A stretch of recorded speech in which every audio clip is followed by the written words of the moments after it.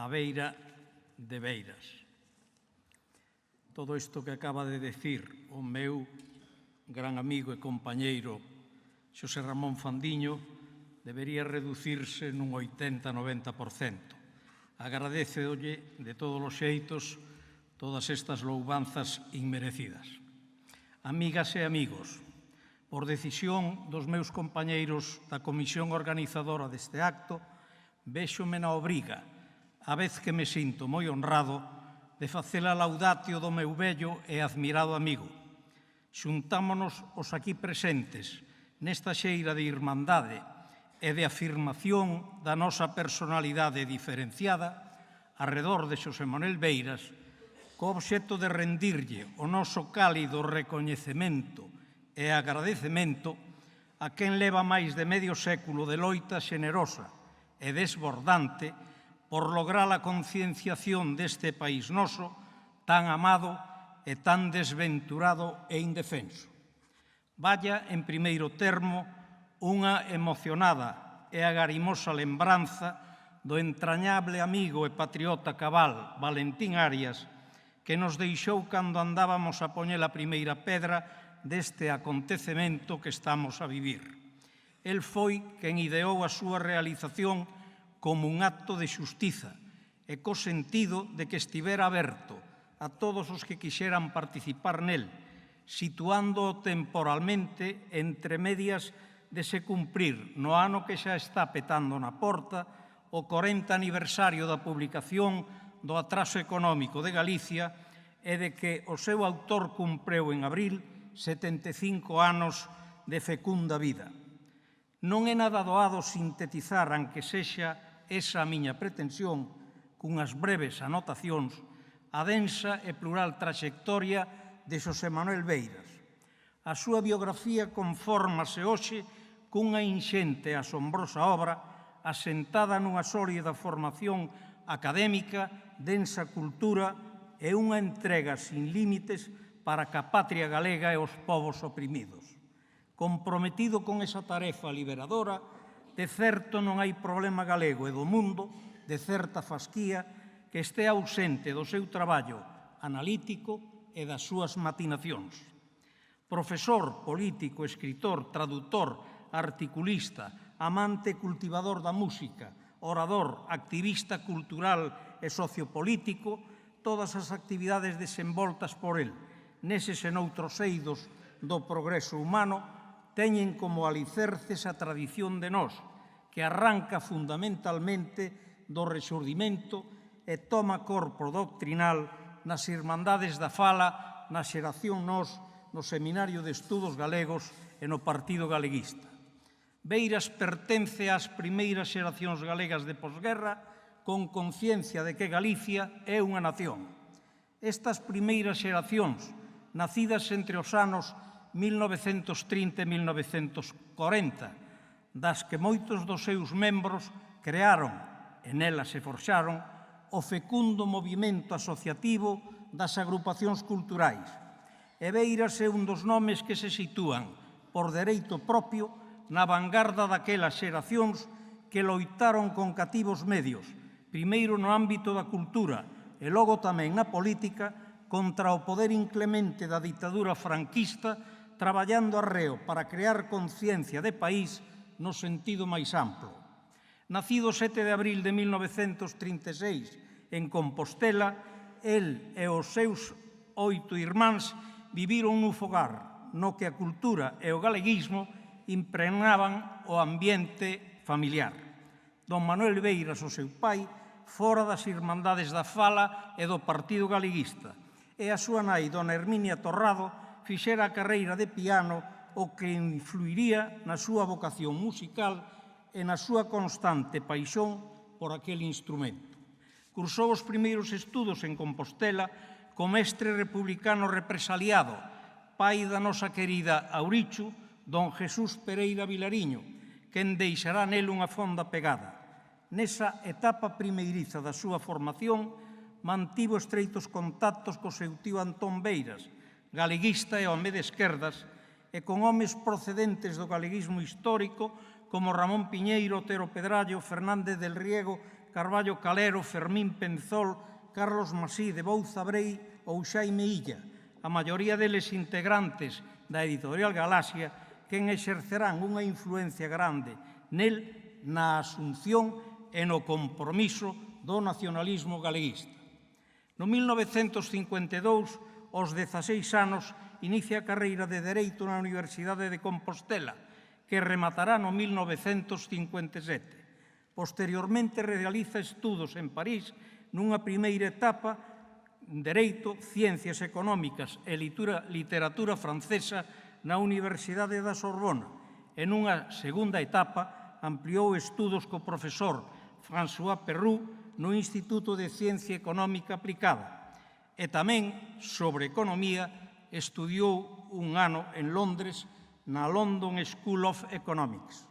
No 1965 obtén o Premio Extraordinario de Doutoramento na Universidade de Sevilla, ca tese Estructura e Problemas de la Población Gallega, un dos primeiros textos de investigación sobre a estructura poboacional de Galicia que se publicará en 1970. Dende o curso 1958-59 emprende a camiñata da docencia, primeiro na Universidade de Madrid e moi logo na de Compostela, ata que en 1970, mediante oposición, gaña a cátedra de Estructura Económica que pasará a exercela na Facultade de Ciencias Económicas e Empresariais na Universidade Compostelán. Xa no curso 97-98, despois dunha etapa no que a política o absorbera totalmente, reanuda o ensino na Facultade de Ciencias da Información da mesma universidade. A personalidade engallolante do profesor Beiras, na que se xuntan sólidos coñecementos e condicións expositivas pouco comúns, foi deixando, no seu paso polas aulas, un ronsel imborrable nos numerosos alumnos que as frecuentaban. Nesta longa etapa de docente, varias universidades do mundo solicitaron a súa presencia como profesor invitado. En todos os lugares por onde andivo non deixou indiferentes os asistentes ás súas leccións. Elixido decano en funcións da facultade na que impartía docencia en 1982, en 1984 participa como claustral e candidato a reitor da Universidade de Santiago, encabezando a primeira candidatura nacionalista de posguerra. No 1968 foi requerido por Galaxia para facerse cargo como subdirector da Revista de Economía de Galicia, a que contribueu a darlle unha fasquía máis moderna, máis galeguista e con alento social, á vez que impulsará publicacións de carácter socioeconómico na colección Alén Nós, a única na que os sectores de Galaxia deron unha resposta positiva diante das demandas das xentes novas vinculadas á editorial. Como escritor, xa dará mostras desa inclinación que lle viña de vello nuns primeirizos escritos no xornal La Noche facendo crítica musical. Ata hoxe teñen saído do prelo 12 libros asinados por el, a maioría reeditados algunhas veces, xunto con outros nos que comparte a autoría, ademais de levar publicado numerosos traballos científicos e de pensamento en revistas especializadas e libros colectivos, así como ensaios literarios e de economía de Galicia, moitos deles aparecidos na revista Grial. Outros moitos dos seus traballos están espallados en lineares de libros de diverso contido. No xénero xornalístico, colaborou asiduamente en varios medios dende a década dos anos 60. No último deles, Galicia Hoxe, dende o 2005, nos ofrecía na sección de 4x4 unha prédica dominical que nestes tempos tebregosos viña a ser como unha luzada alentadora. Mais esa e outras publicacións en galego foron deixadas á súa sorte polo poder autonómico desgaleguizador que un día sí e outro tamén agrede con saña os nosos sinais de identidade.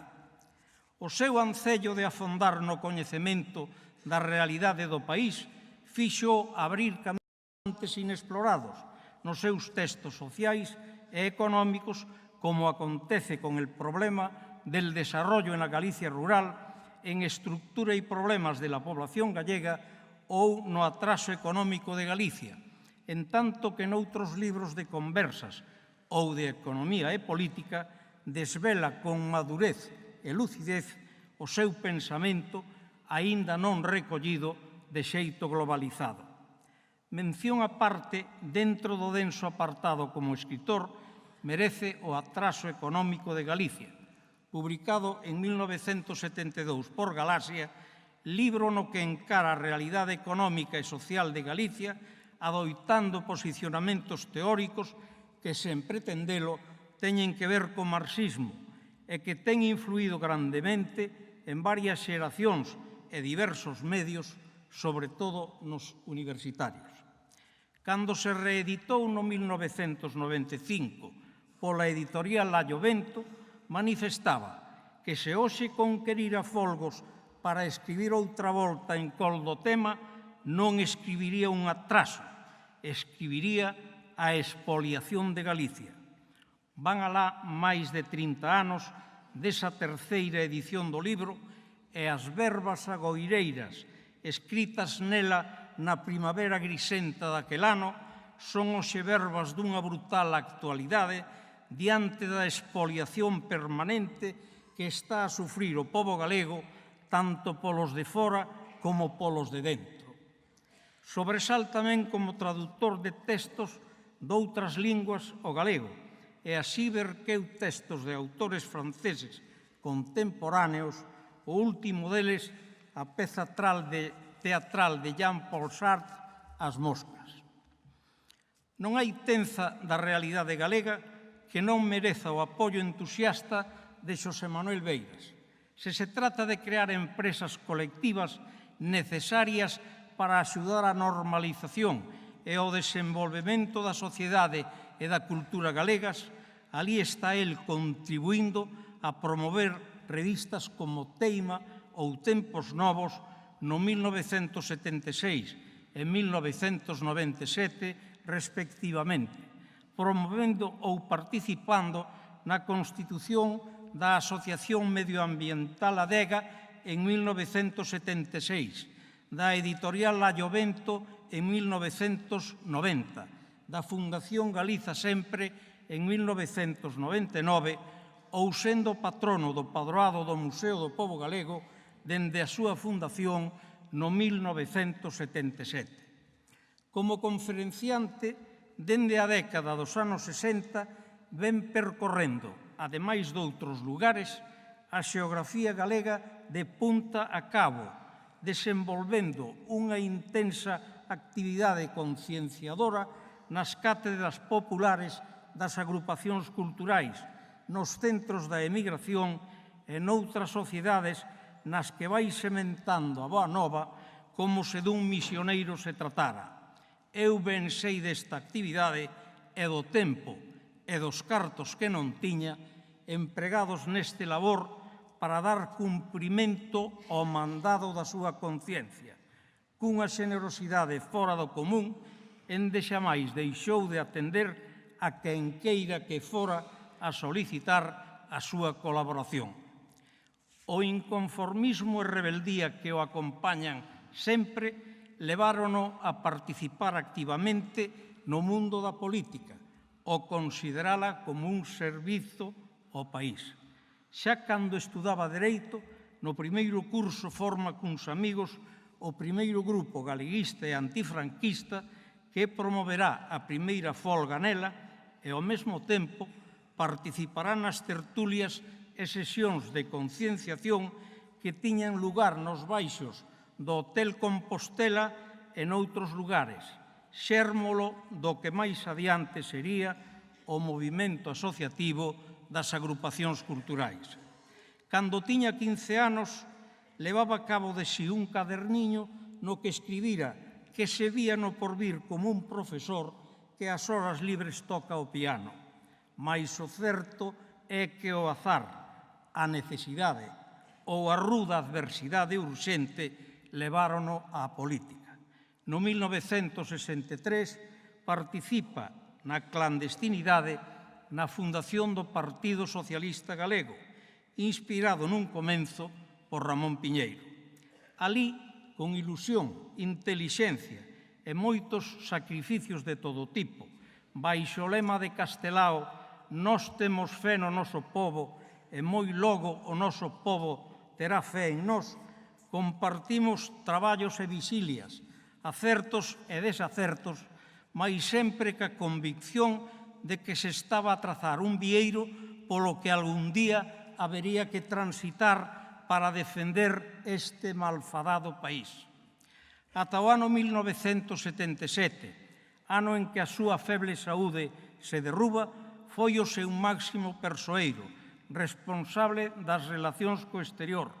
representante permanente nos frustrados proxectos dirixidos a asentar plataformas federalistas de ámbito estatal,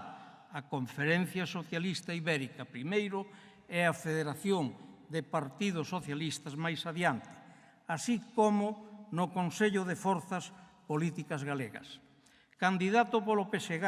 ao Congreso dos Diputados como cabeza de lista pola demarcación provincial da Coruña,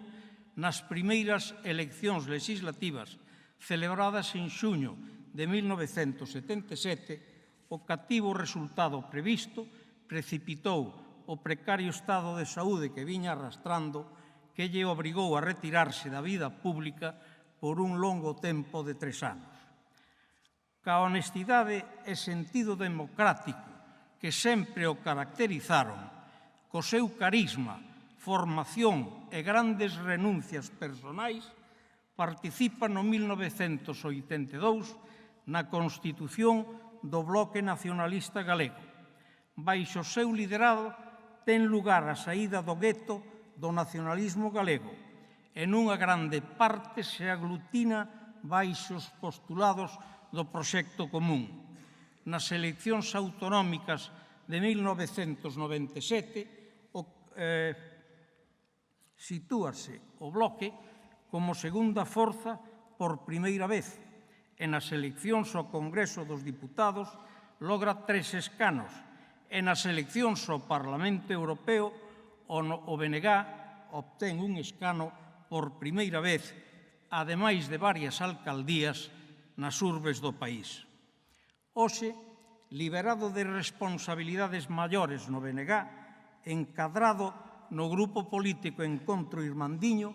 proséguese en acougo a loita por Galicia e polos dereitos das xentes, centrando a súa actividade cultural e política, sobre todo, no terreo da organización da sociedade civil. Preside a Fundación Galiza Sempre e participa activamente no movimento altermundista a través do Foro Social Mundial, onde é membro do seu Consello Internacional. Recén chegado de Bangladesh, dunha das súas xuntanzas, mediante a súa activa participación, elaborouse en 1989 unha doctrina sobre os dereitos colectivos que dou pé a que fora aprobada unha Declaración Universal dos Dereitos Colectivos dos Povos durante a sesión da Asemblea Xeral da Conferencia das Nacións en Estado de Europa. Séntese comprometido cos movementos sociais e con todas as causas nobres que andan a despreguizar as xentes de toda caste, como ocorreu nas manifestacións dos indignados do 15M ou con calquera reivindicación que considere xusta. Vou dando remate a estas follas, ben pouca cousa para recoller mínimamente o hercúleo traballo de máis de medio século de Xosé Manuel Beiras, sempre dirixido á transformación profunda e progresista da sociedade galega, polo florecemento da súa lingua e cultura, e polo entendemento solidario cos demais povos. Xosé Manuel Beiras fíxonos ver,